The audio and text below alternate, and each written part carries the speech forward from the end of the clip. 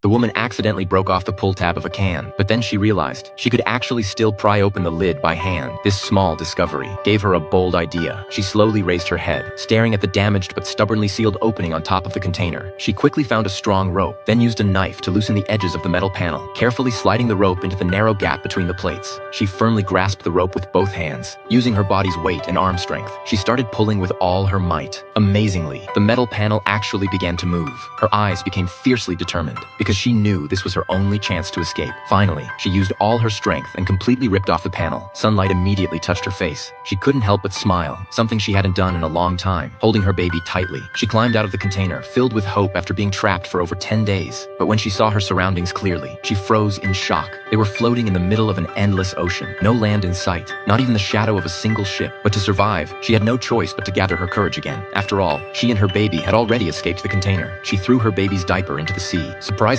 the poop immediately attracted a swarm of fish. Overjoyed, she quickly found a metal rod to use as a spear. But no matter how hard she tried, she couldn't catch a single fish. Exhausted, she finally collapsed. Right when she felt hopeless, she suddenly saw a plane flying overhead. Realizing this was her best chance for rescue, she quickly went back into the container, smashed the TV screen with a metal rod, grabbed a shard of glass, planning to use the reflection to signal the plane. She anxiously crawled back outside, but was badly cut by a sharp metal edge at the exit. Intense pain surged through her entire body, but Mina couldn't afford to focus on her bleeding leg. She urgently held the glass above her head, hoping the plane would see the reflection. Sadly, after trying for a long time, she went unnoticed. Meanwhile, the wound on her leg was getting worse. If untreated, it would soon threaten her life. She reluctantly went back inside to treat her injury. First, she removed a hook from a circuit board, took a few swigs of vodka to boost her courage, then poured the remaining alcohol directly onto her wound. The searing pain nearly caused her to faint, and stitching it up afterward was even worse. Mina hesitated for a moment, but finally summoned the willpower to sew up her wound. She successfully completed the agonizing procedure, but soon after, the intense pain caused her to collapse completely. The next morning, after waking up, Mina used some useless headphone wires to weave a fishing net. This net would later become vital for her survival. She carefully placed the net into the water, then tossed some of the baby's poop in as bait. Standing on top of the container, she patiently waited for fish. Sure enough,